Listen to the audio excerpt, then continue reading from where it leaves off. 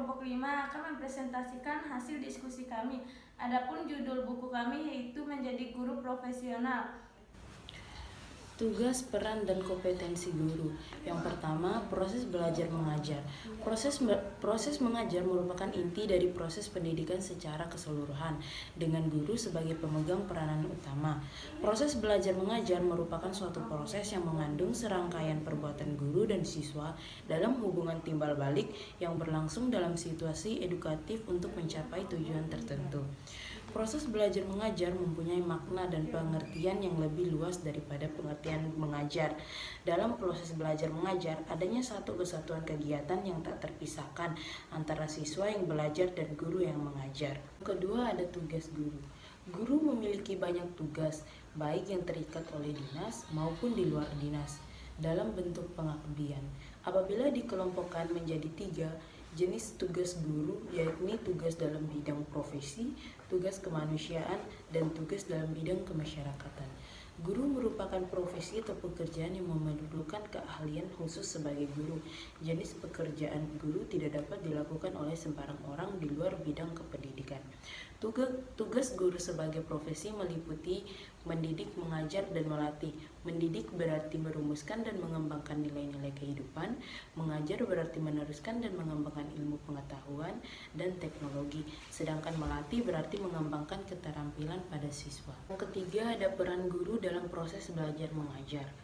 Peranan dan kompetensi guru dalam proses belajar mengajar meliputi banyak hal. Yang pertama, ada guru sebagai demonstrator. Yang kedua, ada guru sebagai pengelola kelas. Yang ketiga, ada guru sebagai mediator dan fasilitator. Yang keempat, guru sebagai evaluator. Keempat, peran guru dalam pengadministrasian. Dalam hubungannya dengan kegiatan pengadministrasian, seorang guru dapat berperan sebagai yang pertama penegak disiplin.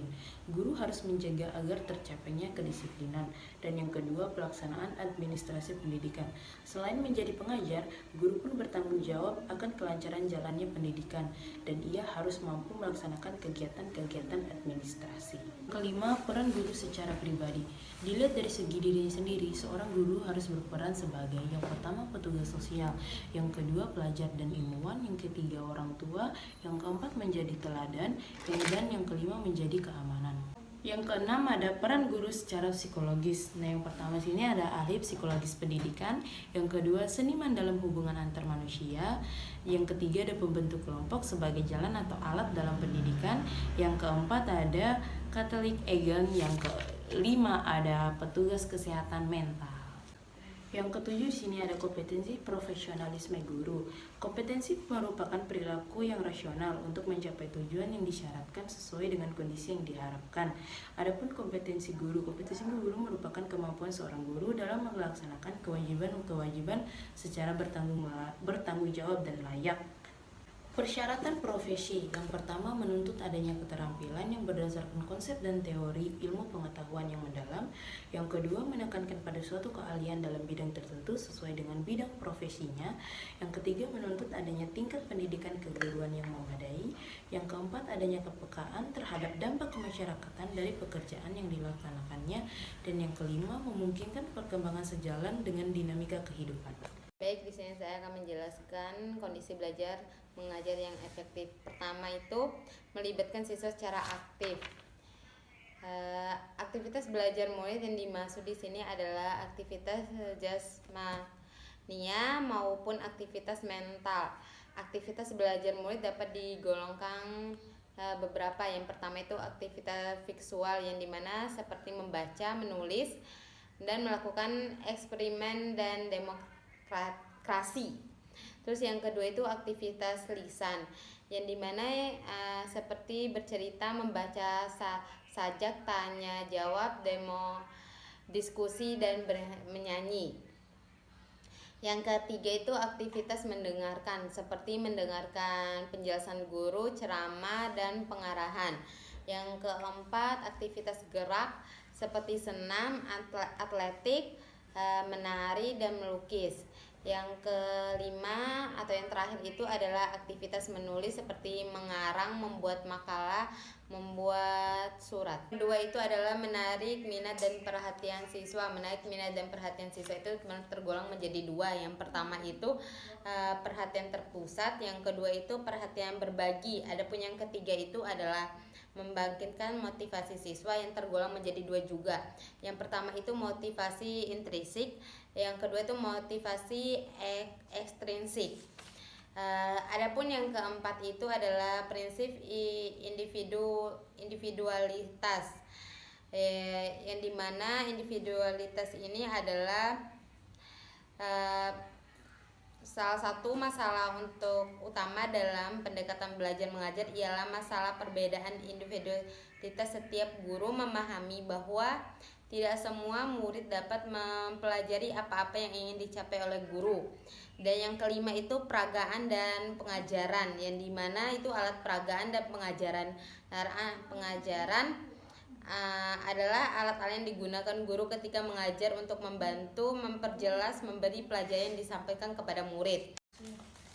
Klasifikasi tujuan dan penilaian proses. Yang pertama, perumusan tujuan pembelajaran dan kaitannya dengan taksonomi hasil belajar, yang dapat dibagi menjadi 6, yaitu yang pertama 1. Ingatan, yang kedua pemahaman, yang ketiga penerapan, yang keempat analisis, yang kelima sintesis, yang keenam evaluasi. Dan materi yang kedua yaitu klasifikasi tujuan afektif.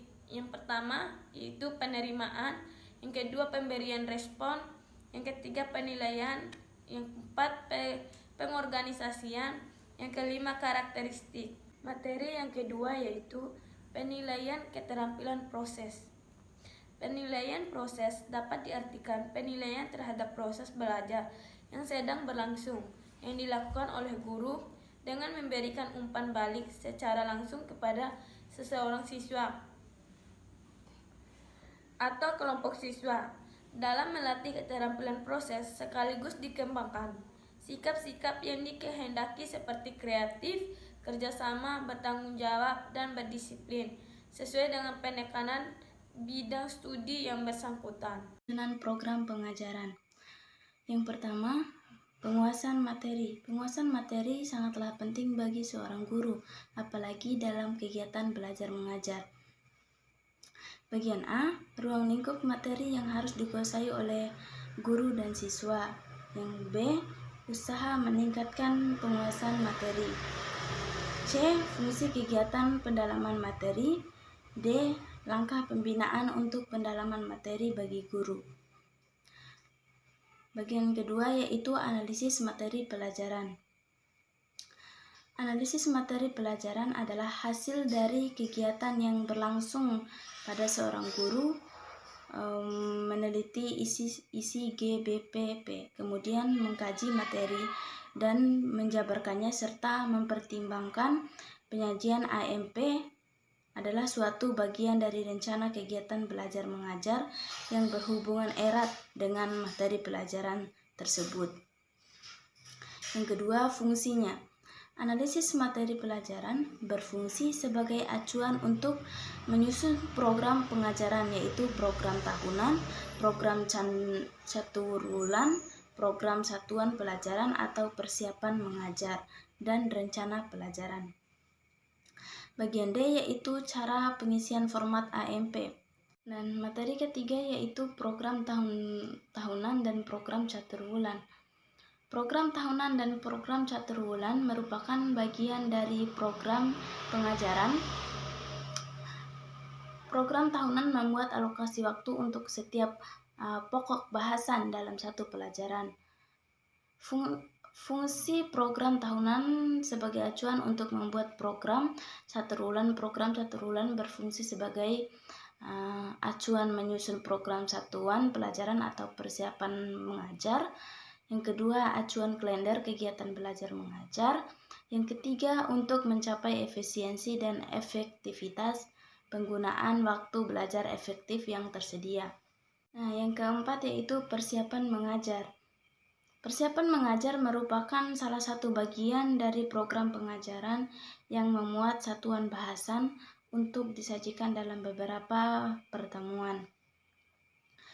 Persiapan belajar mengajar dapat digunakan sebagai acuan untuk menyusun rencana pelajaran, sehingga dapat berfungsi sebagai acuan bagi guru untuk melaksanakan kegiatan belajar mengajar. Selanjutnya yaitu persiapan mengajar yang baik harus memenuhi kriteria. Nah, selanjutnya hal-hal yang perlu diperhatikan yaitu persiapan mengajar dapat terdiri dari beberapa kali pertemuan dan minimal menggunakan waktu 4 jam pelajaran. Yang selanjutnya yaitu format persiapan mengajar program satuan pelajar.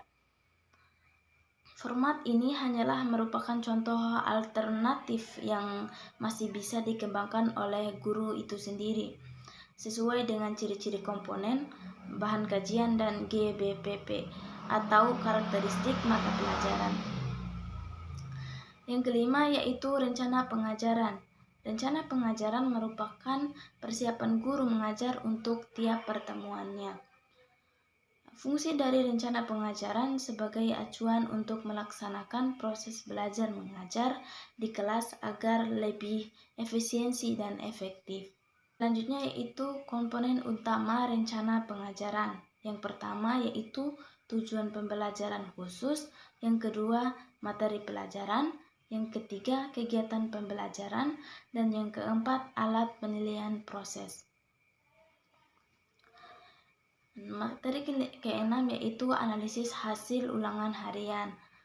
Ulangan harian adalah tes yang dilakukan pada akhir satuan atau bahasan pokok yang berfungsi untuk mendapatkan umpan balik tentang tingkat daya serap siswa terhadap materi pelajaran untuk satu satuan bahasan, baik secara perseorangan maupun kelompok. Baik, sekian materi singkat dari kami. Bila ada salah kata, kami mohon maaf. Wassalamualaikum warahmatullahi wabarakatuh. Terima kasih.